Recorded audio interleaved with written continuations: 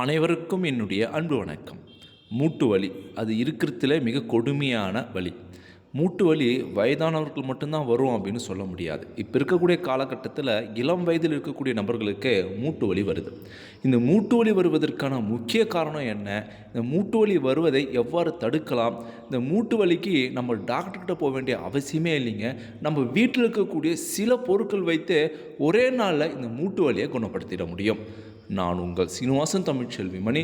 மூட்டு வலியை பற்றி அதை குணப்படுத்தக்கூடிய பல்வேறு விஷயங்களை இந்த வீடியோவில் தெரிஞ்சுக்க போகிறோம். வீடியோ உங்களுக்கு ரொம்பவும் பயனுள்ளதாக இருக்கும். வீடியோவை ஸ்கிப் பண்ணாமல் கடைசி வரைக்கும் பாருங்கள்.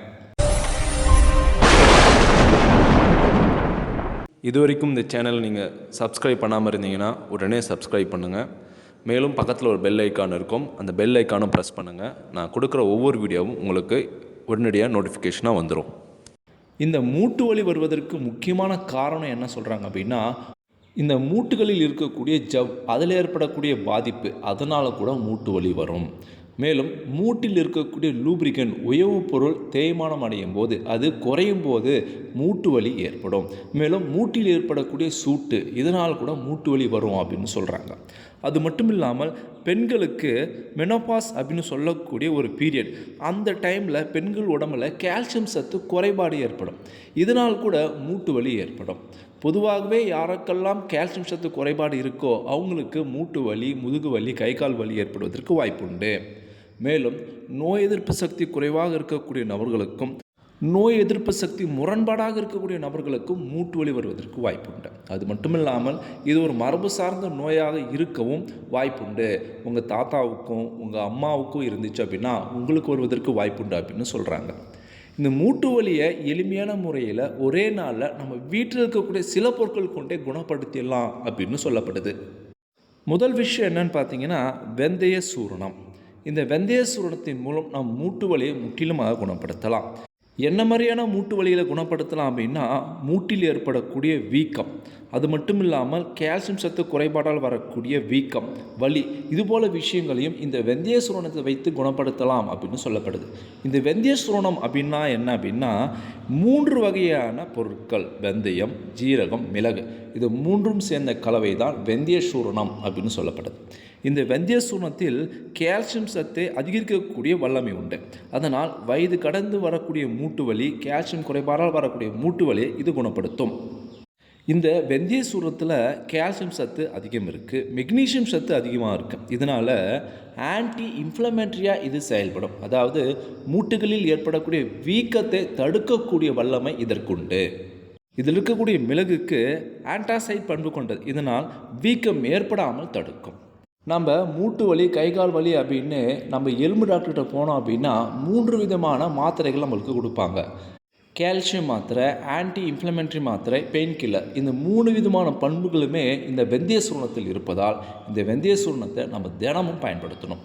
எப்படி பயன்படுத்தணும்? இந்த வெந்தய சூரணத்தை எப்படி தயாரிக்கணும் அப்படின்னா, 2 டீஸ்பூன் அளவு வெந்தயம், 1 டீஸ்பூன் அளவு ஜீரகம், 1/2 டீஸ்பூன் அளவு மிளகு, இந்த 3 அளவில் இந்த 3 பொருளையும் எடுத்து நல்லா பொடியாக அரைத்து 1 ஸ்பூன் அளவு எடுத்து 1 கிளாஸ் தண்ணியில், அதுவும் வெதுவெதுப்பான நீரில் போட்டு காலையில் வெறும் வயிற்றில் நம்ம சாப்பிடணும்.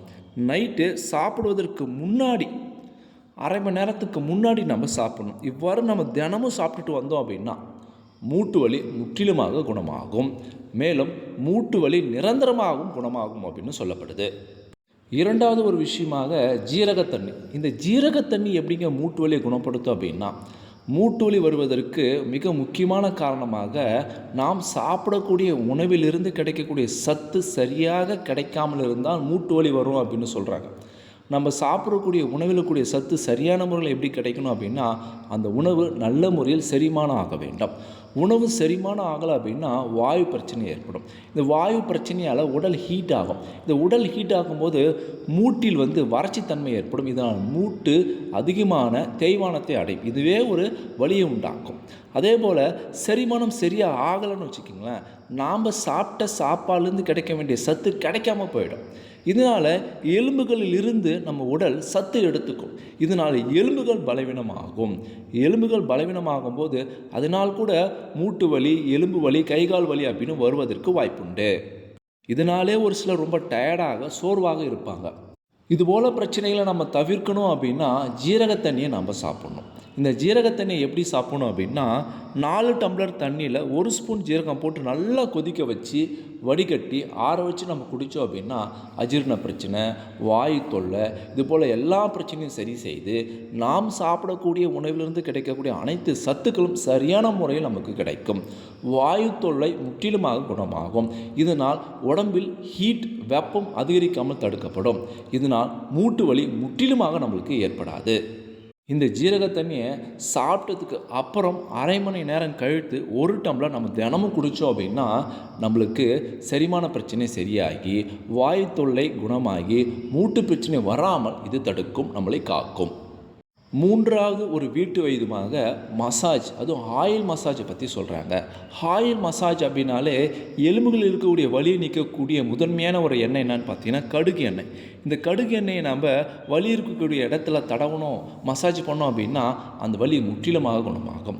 கடுகு எண்ணெய்லாம் வீட்டில் இல்லை அப்படின்னா கொஞ்சம் கடுகு எடுத்து தண்ணி போட்டு நல்லா மைய அரைத்து அந்த பேஸ்ட்டு நம்ம 10 போட்டால் கூட மூட்டு வலி கைகால் வலி குணமாகும் அப்படின்னு சொல்கிறாங்க. அடுத்த ஒரு எண்ணெயாக எள்ளு எண்ணெய். இந்த எள்ளு எண்ணெயும் லைட்டாக ஹீட் பண்ணி வெதுவெதுப்பாக தடவணும். இதனால் மூட்டு வலி குணமாகும் அப்படின்னு சொல்லப்படுது. சிலருக்கு மூட்டு ரொம்ப ஹீட்டாக வெப்பமாக காணப்படும். இதுபோல் பிரச்சனைக்கு நீங்கள் நல்லெண்ணெய் எள்ளு எண்ணெயை நீங்கள் பயன்படுத்தினீங்க அப்படின்னா மூட்டில் இருக்கக்கூடிய வெப்பம் பிரச்சனை சரியாகும் அப்படின்னு சொல்கிறாங்க.